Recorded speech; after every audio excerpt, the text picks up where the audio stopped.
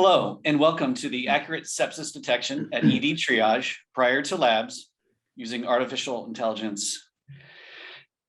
I'm Christian Reilly from Mednition. I'm one of the co-founders of Mednition, and I run the data science and engineering team. And with me, I have Dr. Stephen Liu. Dr. Liu from Adventist Health is the ED medical director at Adventist Health White Memorial in Los Angeles, California, just east of downtown LA. And together we're going to cover some of the last 5 years of data science exploration and how it's manifested itself in some sepsis technology that's helping identify risk patients for sepsis. I'll turn it over to Stephen, who's going to start with a few cases. Hi.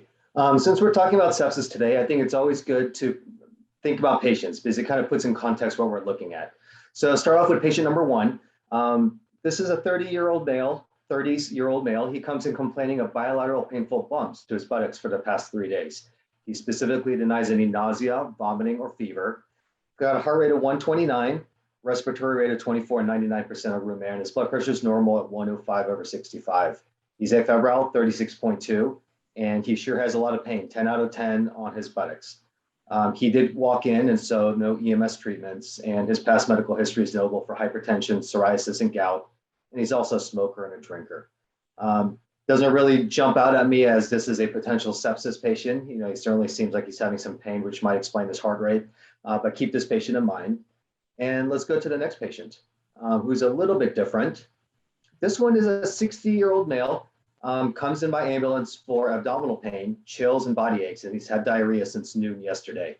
His heart rate's 84, and so normal, and a respiratory rate of 18, 93% of room air, and his blood pressure is normal, but a little bit low, 93/54, but afebrile here at 36.7. He's having abdominal pain also, but not too severe at 6 out of 10. He did come in by EMS, but they did not do too much intervention on him. And his past medical history is notable for CHF, diabetes, hypertension, and COPD, and he's still a moderate smoker, which likely explains his mild hypoxia that we see here. So keep these two patients in mind. Certainly we're talking about sepsis and we're thinking, oh, these patients probably have sepsis, but remember, this is just two patients out of maybe 180, 200 patients a day that we see. And so in that context, maybe these patients get flagged for sepsis, maybe they don't. And these are the patients that we're thinking about today. So the challenge at my hospital, I work at Adventist Health White Memorial. We see about 65 to 70,000 patients a year in our emergency department. And these are pre-COVID numbers, of course. We're a 353-bed hospital. We're a full-service hospital that's based in the community, and we're also a teaching hospital. And we actually, in our department and in our hospital, we do quite well in our SEP1 metrics. Not an issue for us. However, what we've seen at our place and actually in our system is our sepsis mortality rate still is not quite where we'd like it to be. And so our system came up with a new goal. They said, well, let's shoot for 1 hour, triage to antibiotic time. If we could get antibiotics in within 1 hour of arrival for any patient ultimately diagnosed with sepsis, could we improve our mortality rate? And certainly all of us here today, that's what we're trying to do. I thought that we wouldn't have any issue with this because we're really attuned to sepsis in our emergency department. We're doing well in the 3-hour bundle and the 6-hour bundle. And so we did a lot of work in preparation for this and education, and the nurses and our docs were all on board. And we went live, and we actually only got to about 40% compliance, which certainly was nowhere near what our goal would be. To provide a little background, we already have this artificial intelligence program running in our emergency department named Kate. And Kate helps our nurses more accurately triage patients using the Emergency Severity Index, or ESI, triage model. And as most of us know here, that's the 1 to 5 model, which most of the world uses. And so let's take a second and talk about Kate, and then we'll come back to sepsis and see what we did together with Mednition. So let me turn it over to Christian. Thank you, Stephen. Before we go into some of the findings and the results, just wanted to give a little background of Mednition, why we're here, what our journey has been, both as a research company and working with Adventist Health. So it all started with Kate, who's an actual actual person, was brought into an emergency room, referred by a primary care provider, and the journey was one of sort of missteps and miscommunication that led to some complications that sort of alerted to my co-founder that medicine at times can be messy, and that the physicians and the clinicians who are working together to try to do the best they can for a patient don't have the best tools at their disposal at the bedside to do their job. And so we founded Mednition with the purpose of bringing data to clinicians in real time so that they can make the best decisions they can for the patients in front of them. Kate's great now. She just got into college. Everything's fine. And Mednition has followed her on this journey. So a little bit about how we came to be in this presentation here today. We've been at this for about 8 years. It took 6 years of primary research to build the technology so that within seconds we could provide information to clinicians to help them with the patient in front of them. It was a tough job, but we knew that if we engendered the trust of the clinicians who were not only on our team, but at our initial sites, that this would grow and evolve and get continuously better over time. And that's the experiences we've had in working with White Memorial, who've been a great partner in understanding the data, the business, the workflow, the experiences of the clinical experience for patients, and do that at scale and aggregation, where we join with them on an IRB approved research study for Kate. That study was accepted in a peer-reviewed journal, the Journal of Emergency Nursing, in March of 2021. And so if anyone's interested in reading the background research that brought Kate to being, it's out there for you to read. We're also pleased to be recognized by the Emergency Nurses Association, who has selected Mednition as a research partner in furthering the ESI triage algorithm based on big data concepts and conducting primary research, which is one of their charters.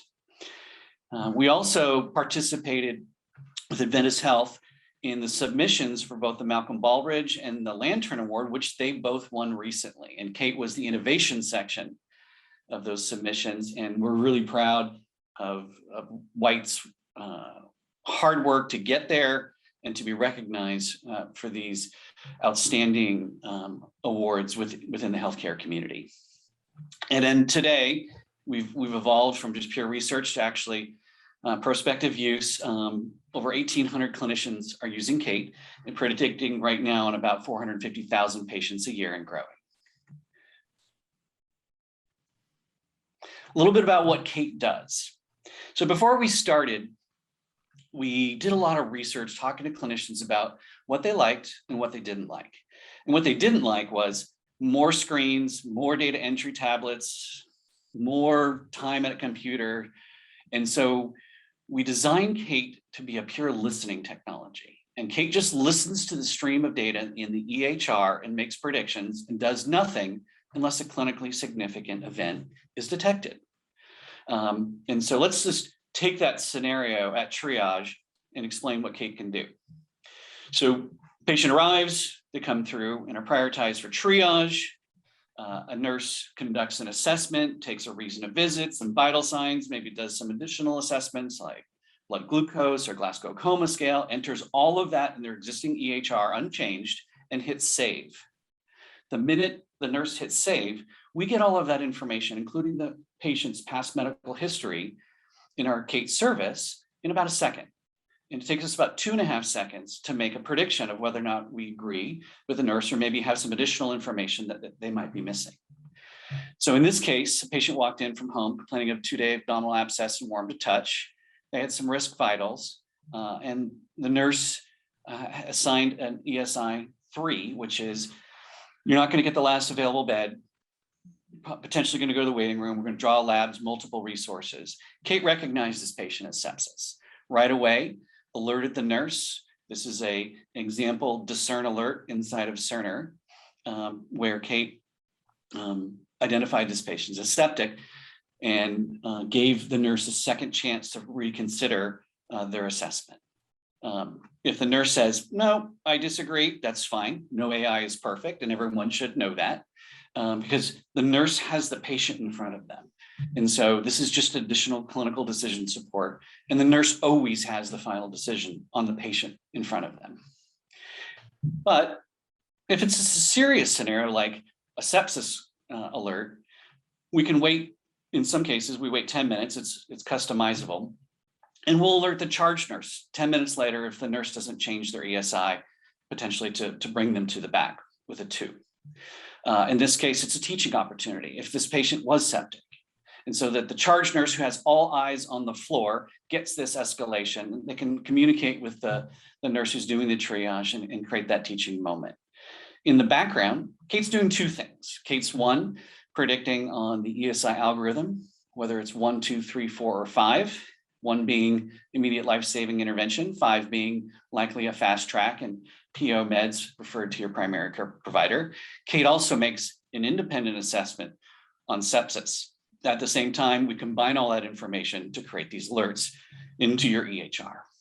Stephen, anything that I should? Nope, I think you got it exactly right. You know, what's really great about this is it's just like a very experienced clinician standing behind the triage nurse and just watches, and a little tap on the shoulder if they miss something, or says, hey, consider taking a second look at this. You know, most importantly is that the nurse has the final decision. We don't expect the nurses to follow Kate for everything. Kate is not perfect, and the clinician or the nurse at the bedside is the one that makes the final decision on what to do, because they are seeing the patient and they're the expert. Yeah. And we also have a feedback loop. If a nurse says, I disagree with this prediction, right in the system, they can record that. We get that. That comes to our clinical team during our weekly clinical meetings. Those all get reviewed. We also take positive feedback. Thanks for helping me catch this diabetic patient. It was in DKA, et cetera. So we have constant communication with our users, and we're proud to serve them. And we're here for them. So White came to us. We were working well together in triage. And you know, they asked us, could we take the hundreds of thousands of patients that we train Kate on for triage and help build an AI model to better identify sepsis at triage based on their current protocol, which was 2 SIRS vitals and a source of infection, to help them achieve that 1-hour bundle objective. It was a big ask, Stephen, but we're glad you came to us. So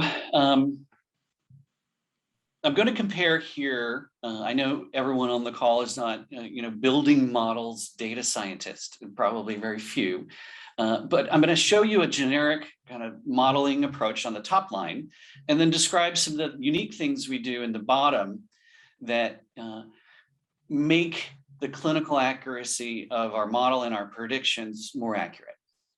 So first, with big data and machine learning, you need to collect a lot of data. Our current model has over 500,000 patient cases with over 10,000 or close to 10,000 sepsis diagnoses. And so that's getting in the realm of, you know, you can see a lot of the different variation in the number of patients just for sepsis. Medical data is unclean. It's in many cases incomplete. There are reverse vital signs. There are historical notes that change over time that aren't cleaned up. And when you do bulk extraction or streaming extraction of this data, you really have to pay attention that a good percentage of that data is not usable. In our published research study that I referred to earlier, that had 147,000 patients, we had a section in that research where we reported finding over 660,000 clinical errors in the data for that 147,000 cases. And so it's really important to spend a lot of time cleaning data and building automation to do that without changing the clinical meaning of the record. The next step in machine learning is to select the features you're going to use. When you look at a lot of the research published, you'll see that machine learning techniques often use somewhere between 5 and 25 features. Those would be columns in a spreadsheet, and the patients would be the rows in the spreadsheet. We take a different approach. We read all of the free text from all of the notes, including all of the drop-down fields, all of the history, all the vitals. We take everything and we turn those into features. So for instance, our sepsis model starts with an input of 90,000 features.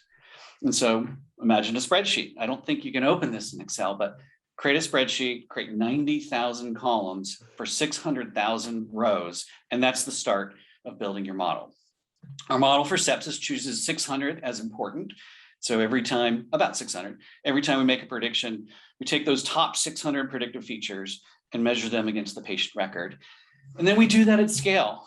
Weekly, we build models. We look at the results. We review them with our clinicals team, which is now 50% data scientists and 50% clinicians. There's 16 people on our weekly clinical call, and we take all of those runs and we go through them case by case.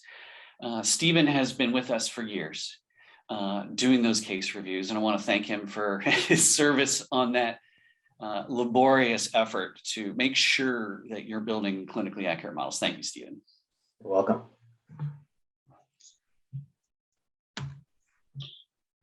Before we get into the results, I wanted to explain why free text is so important. When we started this company, we realized right away that all of the information that's important about a patient is in the free text notes that the clinicians write. And so we started out of the chute building the capability using artificial intelligence to read a medical record as good as a clinician, and then do that at scale for hundreds of thousands or millions of records. Here's an example of a simple one where a nurse in this case wrote PT BIBA, brought in by someone for abdominal pain, chills, body aches, diarrhea since noon on yesterday. So we see those clinical features and extract them and normalize them to an international dictionary. You can see those on the right. We then use feature engineering techniques to understand the temporal aspects of like since noon yesterday and apply them to those features. And then we normalize everything so that you can write things the way you want, and then we'll detect it as the appropriate clinical feature. And so if you write SOB or difficulty breathing or shortness of breath, they're all dyspnea. And that's the clinical thing you're trying to communicate. So Kate understands and allows you just continue your free text capabilities as you see fit. And more importantly, Kate also understands all the misspellings and the abbreviations and all the typos that we get into the medical record, whether we dictate or we type. And that's just as important, if not more so, than a lot of these details. We gave a presentation at ENA on typographical errors, and I think vomiting was #1 misspelled. Yeah. 63 or 67 ways to misspell vomiting, I think. Yeah, it was interesting.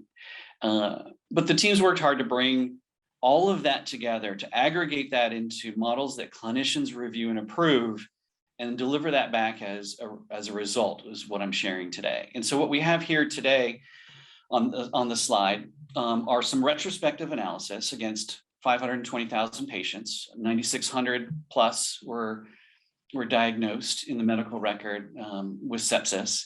And these results are a comparison of sensitivity, specificity, and AUC. And I'll cover what AUC is in a second for those who aren't familiar with that metric.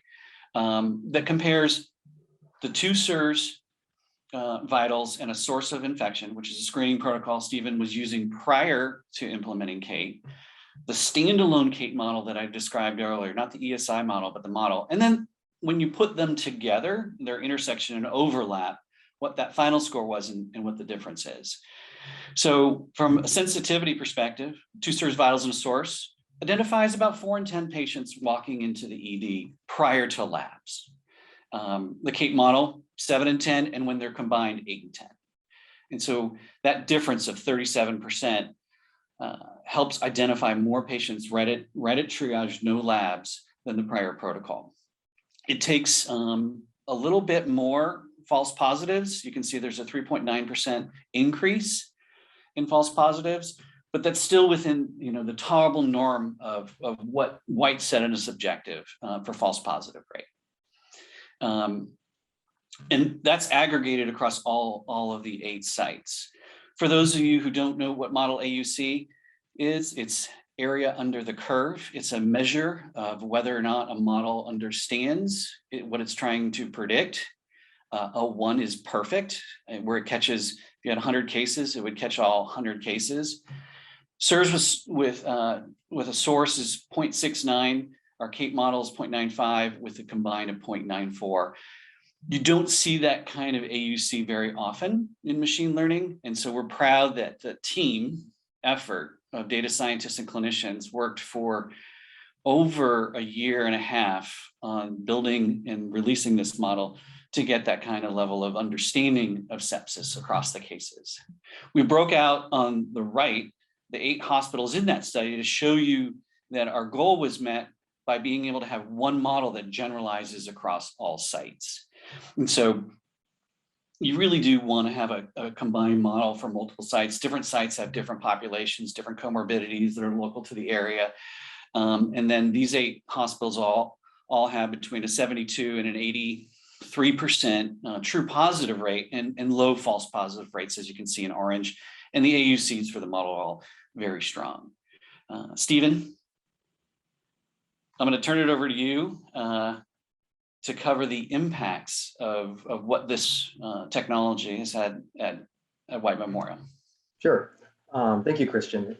Just to review, we're trying to give antibiotics within an hour of triage. And really the only way we can achieve that is we have to identify these patients at triage, because we all know in this room that, it's not just a matter of giving antibiotics. You've got to draw labs, which means you got to put an IV in, and then you've got to get the medication order from pharmacy or pulled from the Pyxis. And so there's a whole series of steps. If you're trying to do it within 60 minutes, you've got to identify them the moment that they walk in. Let's walk through the slide here and we can see how it's helped us specifically at White. Under the yellow bars there, this is the old, or what we call the traditional screening algorithm. Patient has 2 SIRS criteria and a source of infection. They are screened positive and we pull them out and put them into our sepsis pathway. What's notable to me here is if you look in the red circle, patients who have a confirmed ED diagnosis of sepsis, that algorithm is about 50-50, 48.8% to 51.2%. And so it's not a great screening algorithm. It helps us and certainly helps pull some patients in, but it's not really great. If you go down under the green bars, this looks at what Kate is able to do. Kate has a true positive rate of almost 80%, so it goes from 51 up to 80%, and it's at a loss of a false positive rate of just 7.66%. So the false positive rate goes up just a little bit, but for us, I think for anyone in this room here, a little increase in false positive rate we tolerate, because this is such a bad disease that we want to catch early and treat immediately. And I think we got to put this in a little bit of context also. The patients who are clearly sick, those are no-brainers. We know who they are, right? They're the ones that are hypotensive, they got a fever, they look crummy. We know who they are. The ones that we're really trying to pick up are the ones who are subtle, the ones who may not be febrile, may not be tachycardic on arrival, may actually quote unquote look good, but then decompensate. Those are the ones that we're trying to find. And so a little bit of increase in false positive to get that big jump, 28.7% improvement in our true positive rate is significant. And you can see the difference in the orange circle kind of at the bottom of the page.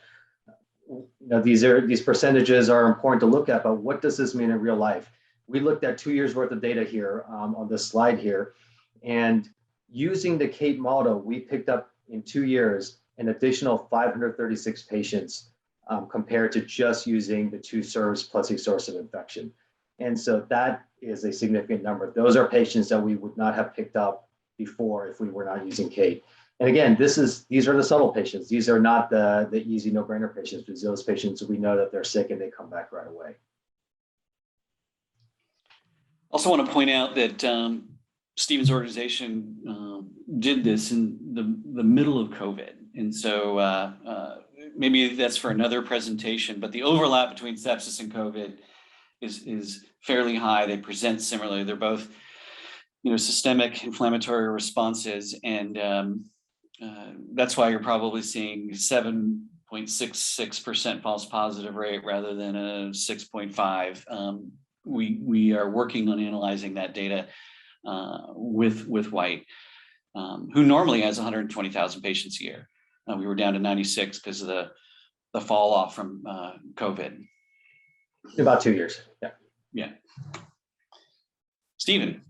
So what does this actually mean? Because it's great to identify these patients, but the most important thing is, can we hit our metric? Because it's kind of the end result of all the processes working together.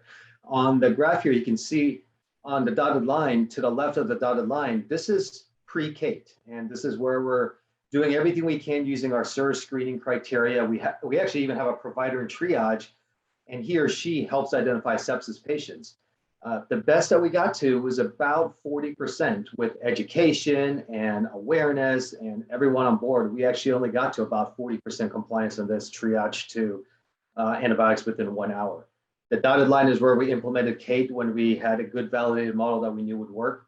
And you can see it literally overnight, we doubled our compliance. We got up to about 75 to 80% the next month, overnight. And that led the system, clear leading of the system with this improvement. Our triage to antibiotic time went from 42 minutes pre-Kate down to 19 minutes after we started Kate. And for me, that's the most important thing, is that not only does it work, we are getting what we're trying to do done, which is get our triage to antibiotic time down under an hour.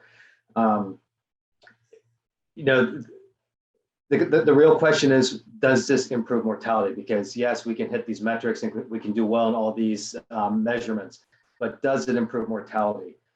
We're not going to show any slides today about the actual improvement, because mortality for sepsis, severe sepsis, and septic shock is so multifactorial, and there's so many variables in it. I will tell you that at our institution, we are seeing a trend towards decreasing mortality, a notable trend towards a decrease in mortality since we started this 1 hour, or since we are successful in this 1 hour bundle. Our system has also seen it, but again, that data, it's going to take a little bit more study and analytics before we can determine whether it's the 1 hour versus the 3 hour that's making the difference, or if it's other issues. But certainly, I'm happy to see it. Our hospital is happy to see that our mortality is improving, and ultimately, that is what we want to do. What this slide shows to me is, you can have all the great processes in the world and all the teams on board to get those antibiotics on board. But if you can't identify the patients in triage, you don't have any chance of doing this 1 hour bundle, because you've got to identify the patient at triage. And at triage, we don't have a lactate, we don't have a white blood cell count, don't have a chest x-ray, the doc hasn't done their full history and physical evaluation yet. And so you really just have the triage nursing note and the triage vital signs. And it's really hard to identify sepsis patients with just that information, unless you use something like Kate. And there's nothing else out there that can do it as good as Kate can.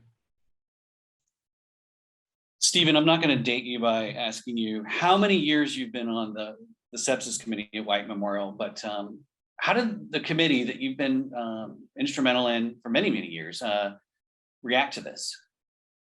Very, very, very impressed. The committee has worked from the very beginning when the Step 1 metrics came out, and trying to do everything we can to eke out a few more minutes to make improvements on that. And then, we got the 1 hour bundle goal set by our system, and we worked really hard. I mean, as all of us know in this group, it is a very focused committee at almost every hospital in the country right now, because it's so important. And their C-suite members, our CMO sits on this committee, and I'll tell you, it did not look good when I couldn't get above 40% in my department, because we do well on those things. And when we implemented Kate, and it doubled the compliance instantaneously and sustained it, and that's the important thing. We have sustained this now for how long has it been running? More than a year and a half, maybe a year and a half now. We have sustained this improvement. And we had some dips during COVID, because there are some challenges through the 2 surges that we experienced, but it's been sustained. And so it's a process that works. And again, I think it comes down to, you've got to identify them early. And once you identify them, everyone knows what to do. And it's that key in identification right at triage. Thank you. How about those cases? Yeah, so let's go back to these two cases. Patient number one, the key points here are he's a young guy, reasonably healthy, though hypertension, and he's a drinker. Comes in with tachycardia, tachypnea, severe pain. One of 200 patients that we'll triage in a day. Maybe the triage nurse thinks that this heart rate is high because he's having a severe pain, and he's breathing fast because he's really uncomfortable sitting on the chair. Would this trigger a sepsis alert? Maybe, maybe not. I don't think so. Next slide. Let's see what happened with this patient. So here's the ER doctor history up there. It doesn't really add too much else. It's clear that this patient is not immunocompromised, not diabetic, not on immunotherapy, and just being treated topically for the psoriasis. The exam shows what we probably think is going on. He's got some large fluctuant areas on his buttocks with surrounding erythema and cellulitis. And so sounds like he's probably got rectal or perianal abscesses with some extension to the perineum and the scrotum. Initially get ceftriaxone and normal saline because that's a good broad spectrum antibiotics to start with. And this was ordered actually at triage by our provider in triage after the Kate sepsis alert. Labs start to come back maybe within an hour, hour and a half. White count of 20.1, lactate of 2.7. And based on those, the doc was concerned enough, ordered a CT scan, and in conjunction with a physical exam, ordered a CT scan that showed not only did he have abscesses and some cellulitis, he actually had extension into the perineum. And at this point, the doc added on Zosyn to get better coverage. The ultimate diagnosis, severe sepsis, multiple abscesses, and cellulitis. And he was actually admitted directly to the operating room for debridement, given the extensive abscess and inflammation that was seen on the CT scan. And so, based on the vital signs, maybe a surprise to see a white count of 20.1 and lactate 2.7, but Kate certainly identified this patient as being high risk, and we were able to quickly move on this patient to get him where he needed to go. And the second patient, again, to review, the only notable vital sign of abnormality here is an oxygen saturation of 93%. Now he's a little bit older, so maybe all of us in sitting in triage have a little bit higher index of suspicion, but again, it's not a sepsis, no sepsis question out there. It's a, what does this patient have? And this patient could have anything out there, and are they sick or not sick? And so looking at this, maybe the triage nurse doesn't think the patient's so sick, and the 93% on room air is okay for the patient with COPD, and maybe they go to the waiting room if it's a super busy day. Next slide. But once they come back, the ER doc really doesn't get too much more information out of this patient. Multiple medical problems. He just doesn't feel well. He's vague. He's a poor historian. We've all seen these patients, and he just says, I feel crummy. But he actually denies most things other than a little bit of abdominal pain and some diarrhea. His blood pressure remained fairly unchanged through the ED stay. Because of Kate, the patient did get a septic workup initiated at triage, and the patient came back directly.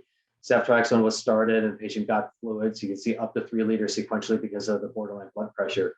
Lactate on this patient was 3.5, white count of 12.8, and the chest X-ray showed a right lower lobe infiltrate. And so despite almost a normal triage information note, this patient was pretty close to having septic shock by definition. He was admitted for severe sepsis and pneumonia. He was admitted to a telemetry unit. And so, we're talking about sepsis today. And so most of us probably think, well, I think I would have picked those patients out in triage and I would have put them through the sepsis pathway. But keep in mind that, 2 patients out of 180 patients that you're triaging that day, maybe we don't catch these. And maybe these patients would have had the same outcome that they had, even if we hadn't caught them early. But now I know that these 2 patients got the best chance for the best outcome because we quickly acted on them. And without Kate, we would not have picked up these 2 patients in triage. This Kate did alert both of these, and they came directly back. So what did we learn? Both of these patients, severe sepsis. Both of these patients actually did not trigger our screening criteria. And most importantly and impressively, Kate knew that both of these patients had sepsis. She didn't need labs to make those diagnoses, whereas I would have needed labs to really be comfortable with that diagnosis. And the reason is, as a provider, we have good gestalt, we have good experience, we have many, many years of experience. But Kate She's already seen 500,000 patients and she's trained on all those patients. And while I forget a lot of things, Kate forgets nothing. And that's the key. She sees patterns that I can't pick up. And that's really the key on how using artificial intelligence helps us. Kate does not replace a clinician, but she helps me make the right decision and she gives me the tools to do the right thing for the patient that's sitting in front of me, which is the most important thing. Thank you, Stephen.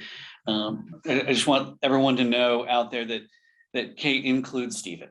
He's been doing Kate modeling and building and reviewing for years, as well as the other 8 clinicians who've been working on this. And so we're happy that Stephen's a part of it.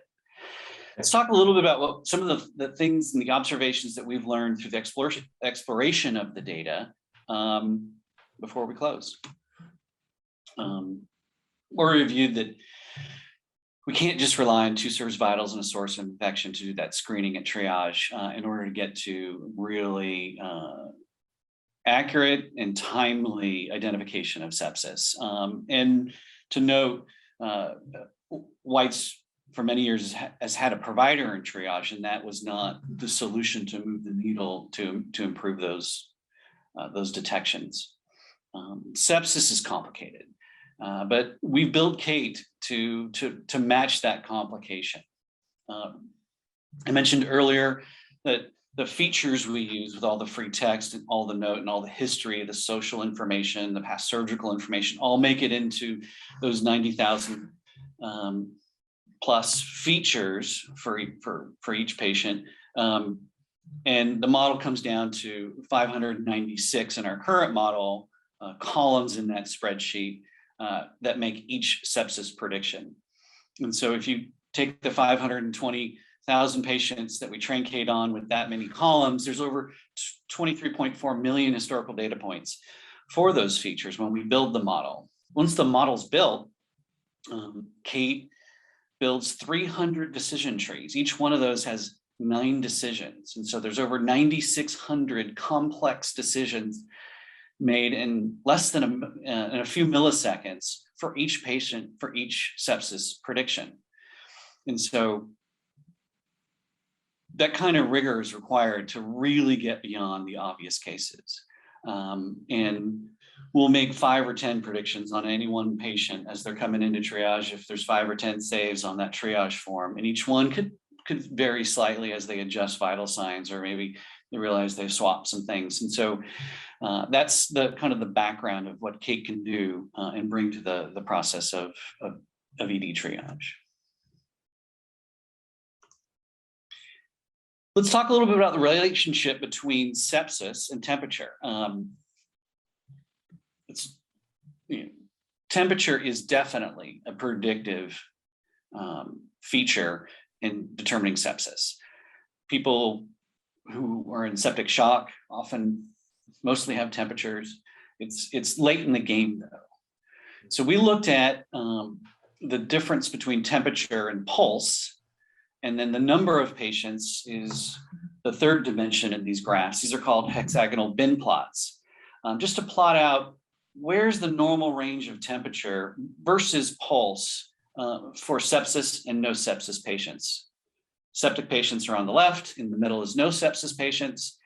And it was prevalent right away is that a fever is not indicative of sepsis for 60% of the cases that come into triage. The normal temperature for septic patients is 37.62, for no sepsis is 36.93. And that the main cluster of septic patients around 37.5 degrees Celsius. This was informative. We've used this to help nurses in training to think outside the box. Maybe we need to rethink what the temperature thresholds are for basic screening algorithms. Stephen, anything you'd like to add here? No, I think it's just really remarkable because, often, when I look at the triage note and I'm thinking about a patient, and if they don't have a fever, in my mind, infection drops off pretty quickly. And, this is very instructive to note that, gosh, so many of these patients don't have a fever, and it could be for any number of reasons.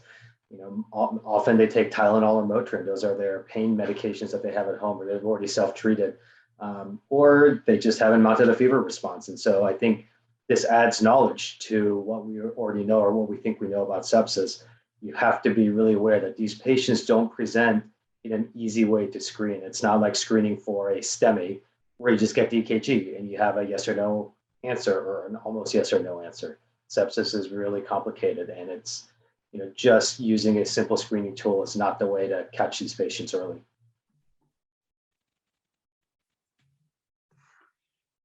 How about the relationship between respiratory rate and sepsis? Same format here. These are hexagonal bin plots.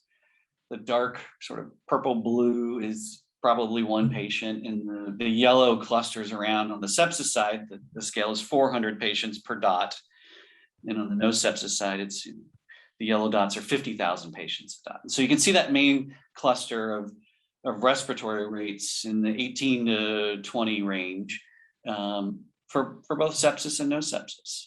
And so only 34% of septic patients had a respiratory rate greater than 20 recorded at triage. I think Stephen pointed out, some of this could be, everyone just documents respiratory rates in the 18 to 20 range. It's not that accurate. They take a 15-second reading, they ballpark it. I don't know, Stephen, what would you add to the slide here? Yeah, and I think that's another important thing to think about. We screen based on the data that we have, and docs sitting in the back screen the waiting room based on what the triage nurse in the front has entered. And so if an increased respiratory rate is a SIRS criteria, but the data going into the chart is not accurate because maybe it's busy, and I have personally never counted a respiratory rate for 60 seconds because it's a long time to sit out there and count and watch them breathe. And so if that's the case and the data is not accurate going into the chart, it's not going to help us be a successful screening tool. And so this was instructive to us in our department to look at this and to really go back and to encourage the nurses and remind the team that that number is important. We can't just ballpark that number, especially when we're talking about sepsis, because it is relevant, and it's instructive to see this. And also to know that despite this, Kate can still identify sepsis really early, even if, accounting for the possibility that this is just random yet systematic error in many, many charts in there. Kate can kind of work through that and know that there are other things if the respiratory rate is not an accurate data point to identify sepsis, which in my mind, again, makes Kate even more important to help us screen for these patients. Well, I want to thank everyone for listening to Stephen's clinical review of the sepsis program and project at White Memorial, and just say how pleased we are to be able to be a part of this initiative, this movement of trying to improve the early detection and then the application techniques to save lives in sepsis. I also want to say I think it's time for big data to really lend a hand to this challenge, and so we can improve upon source of infection and two SIRS vitals as we've shown in today's presentation. Stephen, is there anything else you'd like to add in closing?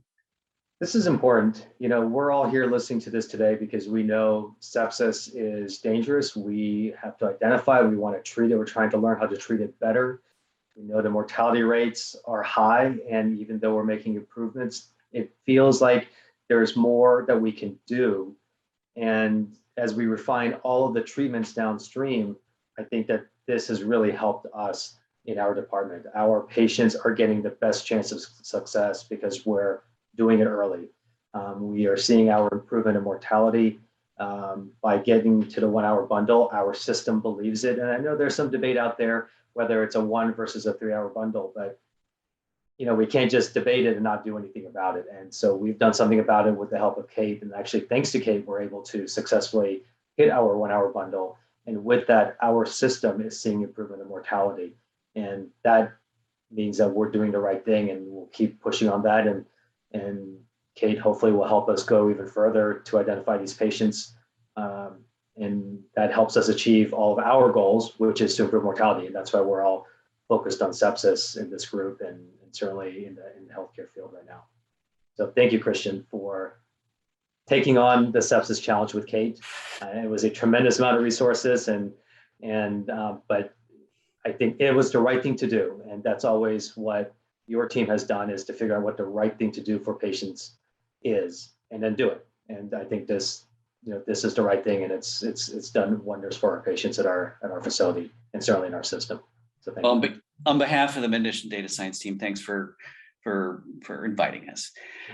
If you liked what you heard today and you want to learn more, you want to get involved in the effort, feel free to reach out to each of us individually or visit mednition.com and connect to us there. Thanks again, everybody. Thank you. Have a good day.